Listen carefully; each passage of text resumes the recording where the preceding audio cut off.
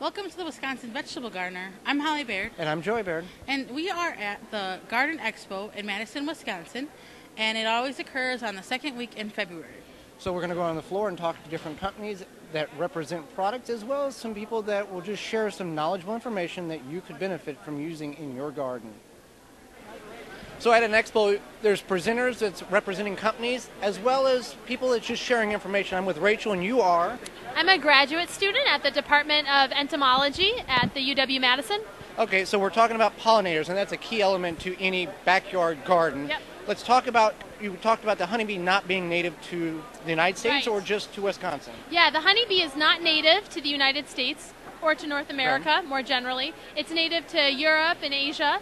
And most of the honeybees that we have here are of the European strain. So they came over in the 1600s, originally actually mostly for wax. Okay. So people wanted wax and they brought the honeybee over. And now we use them to pollinate, and we use them for honey also. Now, most bees that pollinate our garden can be the mason bee. Mm-hmm. And we can make habitats for those. Yep. And their life cycle, as well as most of these life cycles of bees, are not very long. Yeah. So most of the bees, the mason bee is one kind of wild native bee we have here. We also have mining bees and sweat bees. Those are all native wild bees. And yeah, their life cycle is not very long. So basically what happens is they emerge in the spring, and they go around and they collect pollen and nectar, and they lay eggs, they're babies. And then they die sometime either in early summer or in the fall, depending on the bee. And then those eggs develop into larvae and pupa, and then they spend the winter kind of hunkered down, and then they emerge as adults in the spring. Now, we have a lot of problem with hives dying away, whether that be natural or man-induced. Where are some of the habitats that these bees live that maybe we cannot destroy their homes? Yeah, sure. So bees in Wisconsin would be native to prairie or savanna habitats or to forest habitats. So we want to preserve essentially two things for bees. Okay. We want to preserve flowers, and we want to preserve nesting habitat. And prairies and woods and wetlands and oak savannas would have naturally both flowers and nesting habitats. So don't be digging up a whole lot if you don't need to, because that's where they could potentially be living. You want flowers, and many of the bees do nest underground. Okay. So the more you till and the more you dig up, you're going to be disturbing those underground nests. Other bees nest above ground in things like stems or twigs or logs or beetle burrows in trees. And so you kind of want to keep stems and twigs and logs and snags and stuff like that around in trees. Well, and then this here is what the underground hive looks like, correct? For which particular variety, or just kind of all of them look like that? This is a bumblebee colony. Okay. So this is specific to the bumblebee, and normally they would nest in an abandoned mouse or chipmunk nest. Sometimes they'll use abandoned birds' nests. Just whatever's available. Whatever available, Okay. Yep. So they don't like to make their own cavity. They kind of like to use cavities that are already there. And yeah, this would be what the bumblebee colony would look like inside of that cavity. Now, does a colony have a certain number of bees that they get to and then they break away, or how does that work? Naturally, they once they get so big, they part ways and separate the hive. Right, correct? yeah. So bumblebees, a colony could have anywhere from 50 bees to 400, 500 bees. And each colony produces a certain number of queens, Okay. and that happens throughout the summer, so queens are produced. And then by the end of the fall, all of those queens leave the colony, and then the next spring they start their own colonies. And that's specific to the bumblebees. All of these other bees we have in Wisconsin, like the mining bee, the sweat bee, the mason bee, the leafcutter bee, those are all solitary. They're not social. Okay. So they don't build huge colonies. Each female has her own offspring, and she might have 10, she might have 20, maybe 50, but you don't have these large colonies. I understand. Well, thank you very much for the information. Yeah, you're and we should welcome. always plant flowers in our vegetable Yes. garden, even if we're just eating vegetables. Yeah, and the vegetables and herbs that flower are also good for bees. So it doesn't have to just be ornamental flowers. Right. So bees like tomato flowers, basil flowers, squash flowers. So all of those things are good for bees too. Wonderful. Thank you for the information. Yeah, you're welcome. I'm with Sylvia from SueCompost.com. They're one of our sponsors here on the Wisconsin Vegetable Gardener for 2014. And you've seen us use their product very frequently on the program.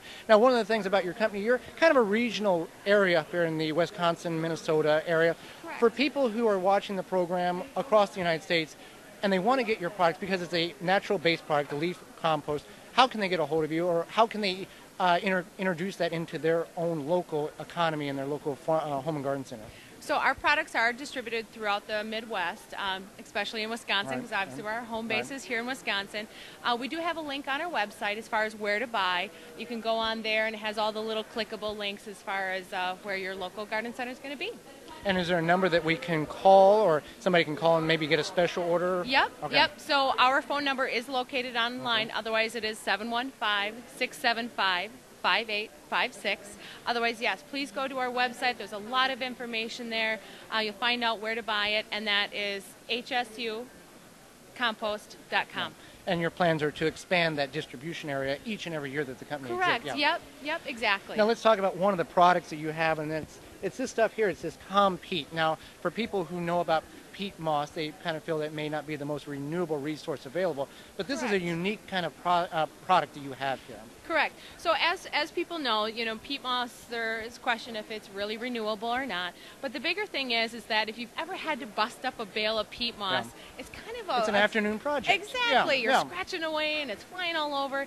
This product here is a 2 parts compost, 1 part peat moss. So it's just a very convenient way of utilizing both benefits of the peat moss and of course the compost, because as we know with the compost it's packed full of macro and micronutrients. It's going to help retain a lot lot more moisture. Right. And of course organic matter Right. to your soils is going to be very And with an beneficial. all-natural product, you don't have to worry about adding bad things to it. Correct. So now I've got Scott here, and let's talk about ginseng, because this is becoming more and more of a popular root crop, but not necessarily for all the right reasons.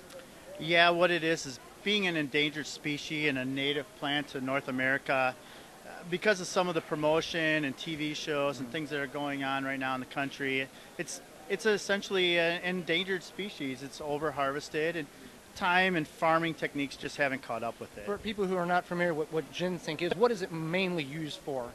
Ginseng itself, being a root crop, really designs itself to work with your body. Okay.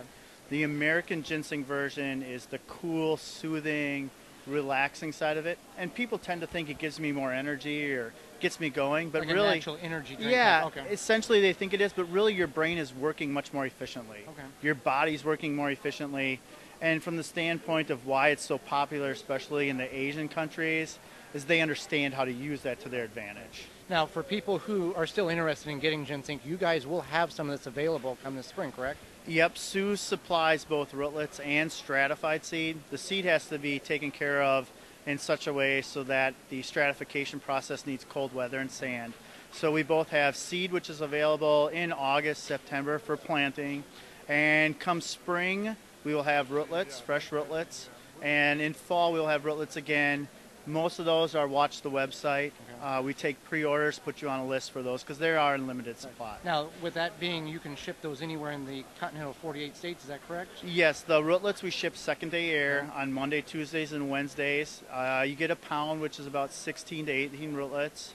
The seed is sold by the ounce, and of course that will be second day air and starts, like I said, usually in August. Okay, so just keep an eye on the website. Keep an eye on the SiouxCompost.com. website, correct. Well, thank you very much, Scott, for telling us about ginseng and what Sioux Soil and Compost is all about. Not a problem.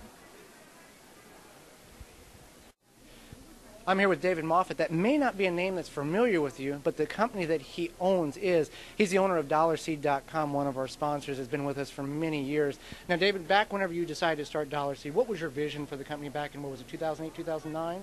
Actually, 2009, we started the company by giving away seeds, and my landlord asked me why I didn't sell them, and I decided that I probably could sell seeds, and I started out with 18 varieties just to test the water, and we're up to 168 varieties today. And my vision is still not seen yet. What is that We haven't given away enough seeds yet. I see. So your prerogative is not to see how much money you can make, is to see how many people you can get into gardening and how much food that they can provide for their family. Correct. Not only for their families, but also for their communities. We donate a lot of seeds to community garden projects and things. That way, we're not out to get rich. I have a job. Right, This is just a hobby for me, just like gardening is for you. And I the love reward gardening and the too, reward that you get is when people say, "Hey, thank you for what you've given us." Yeah, it's a feel-good moment. Yeah. Yeah. Now, for people who want to order seeds, you just recently got opened up to allow to ship to Canada. You can ship to all 50 states. Where else can people order your seeds from that may be outside of that area?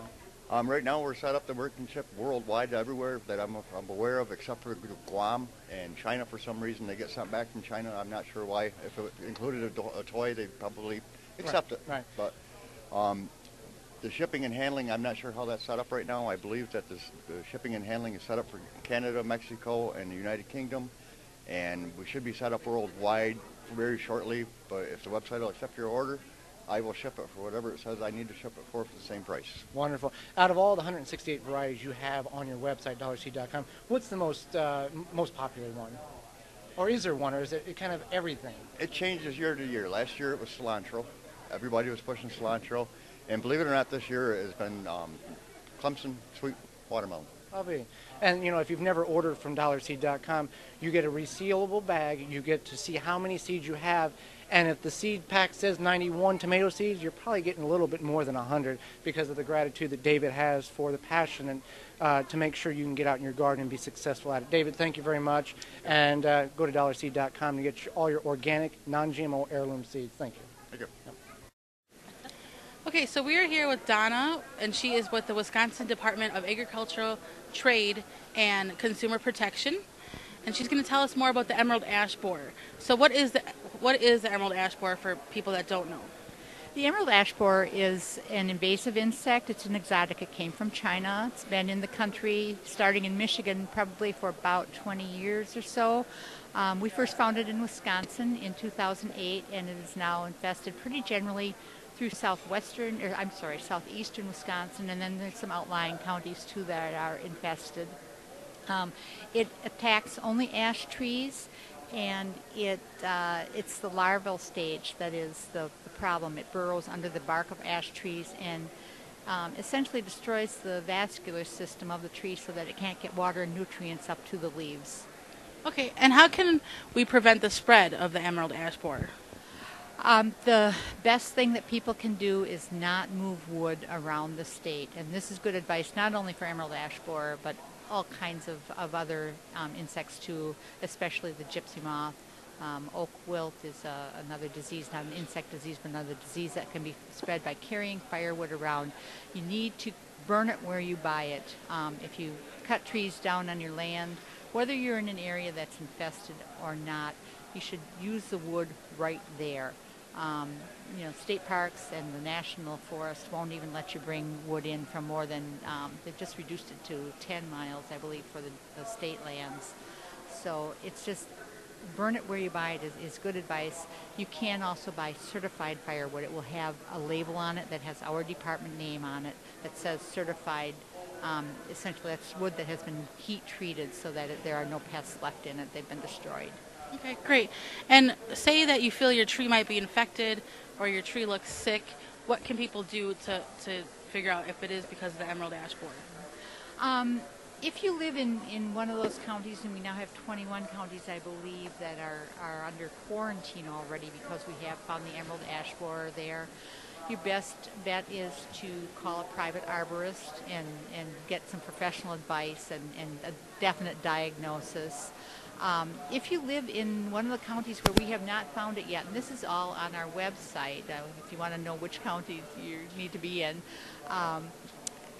if you live in one of those counties, we want you to call our 800 line or go online and send us your contact information, and we'll talk to you, and we'll send somebody out to look at your trees and do a diagnosis.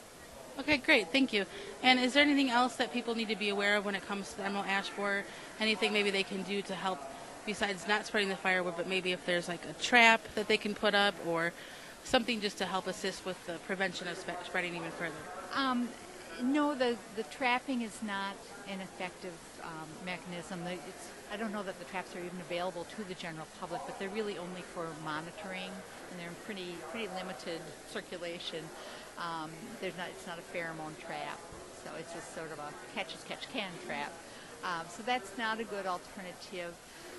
If you live in an area where we generally say if you live within 15 miles of known infestation, you probably want to be talking to a professional arborist if you've got some high-value ash on your property and find out what your options are as far as treating. There are a number of chemical treatments, some that you can apply yourself, some that need to be applied by a certified pesticide applicator. There are no effective organic treatments, no organic treatments registered in the state of Wisconsin for use, unfortunately. But that's part of what we're trying to do is slow the spread down, and it gives science time to find maybe some more effective treatments, maybe some organic treatments, and develop some hybrids that would be more resistant. Okay, and finally, we've heard a lot about the cold snap killing a lot of the emerald ash borers, or possibly killing the larvae. Do you know anything about this? Is this true? Anything like that? You know, science seems to be pretty divided on this. The best, I guess, prognosis that I have heard from the science community on it is that it may slow it down for a few years, just knock the populations back a little bit, but it's certainly not going to eradicate the EAB by any stretch of the imagination. Even if it gets slowed down a little, it's still going to be with us. It'll surge back in another couple of years. Well, thank you very much, Donna, and thank you for your time today. And we'll leave the information in the notes of our show just in case you have any questions about the emerald ash borer. Great. Thank you. Thank you. So I'm here with the Seed Keepers, Carol and Carrie.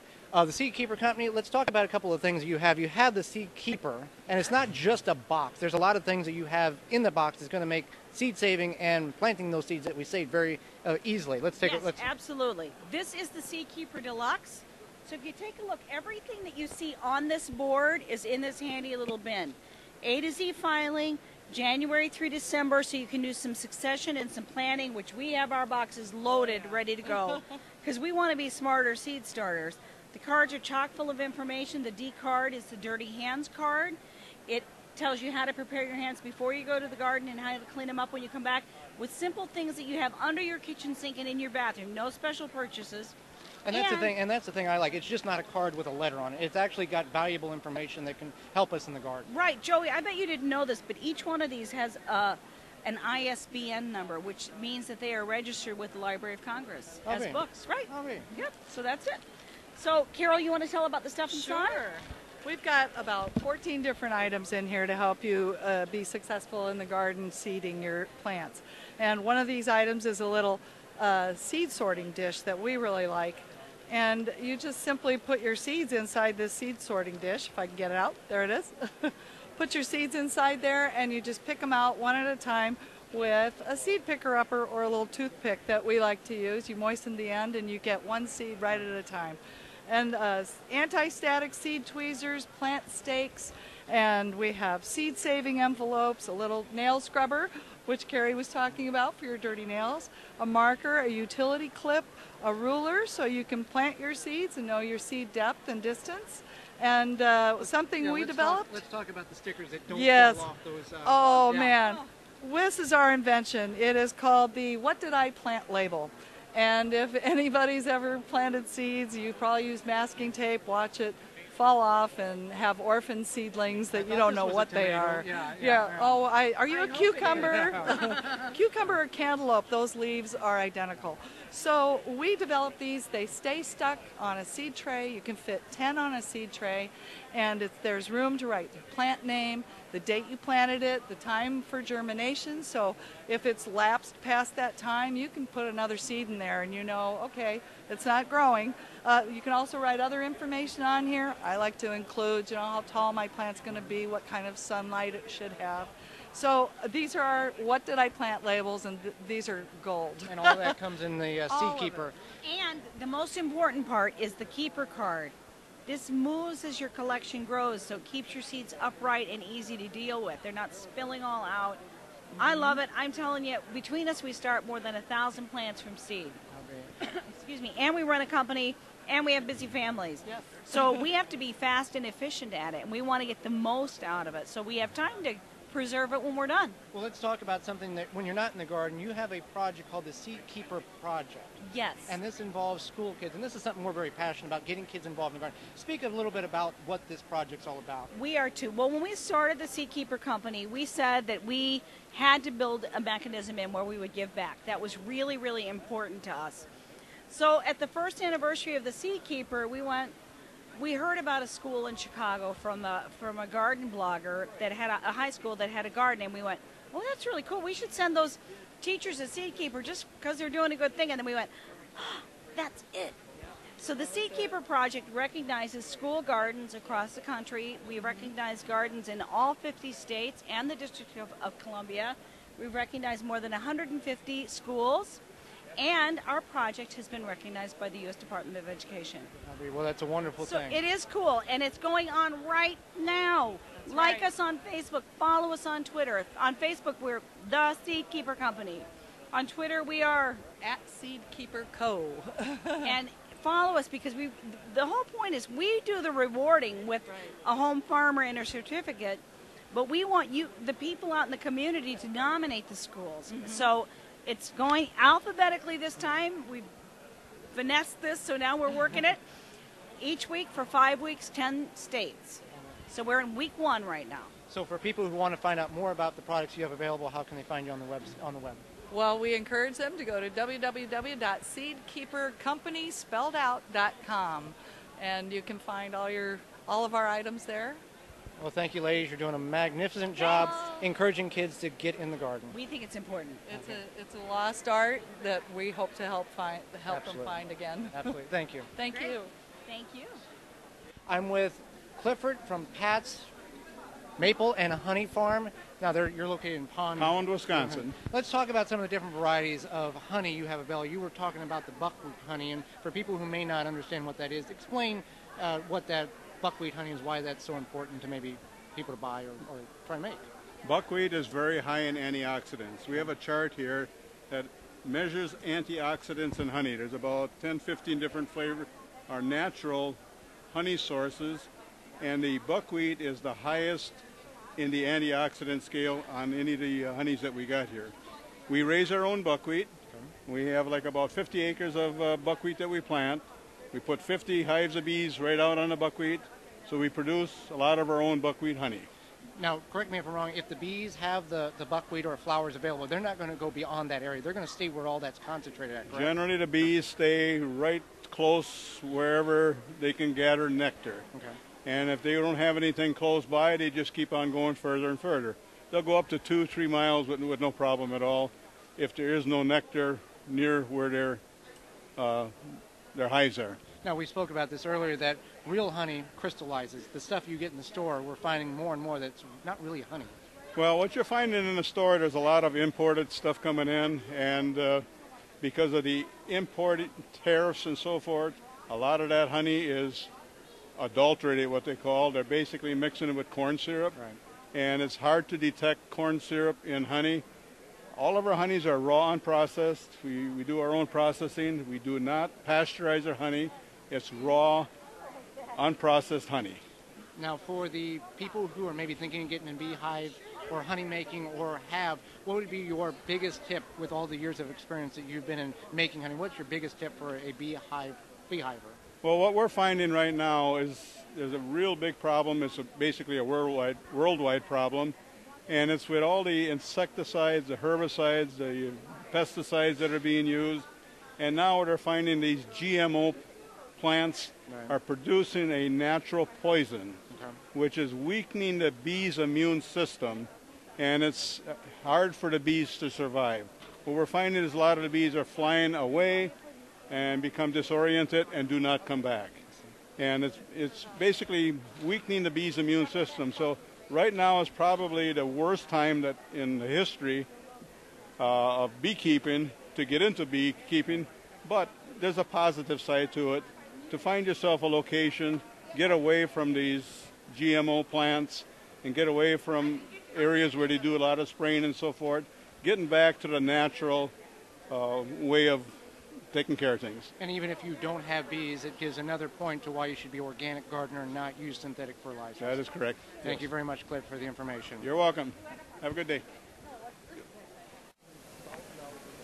We want to thank you for watching. Thank you for taking a tour with us of the Madison Garden Expo. We had a lot of fun here, and we learned a lot of information. So and there's a lot of different seminars, including ours.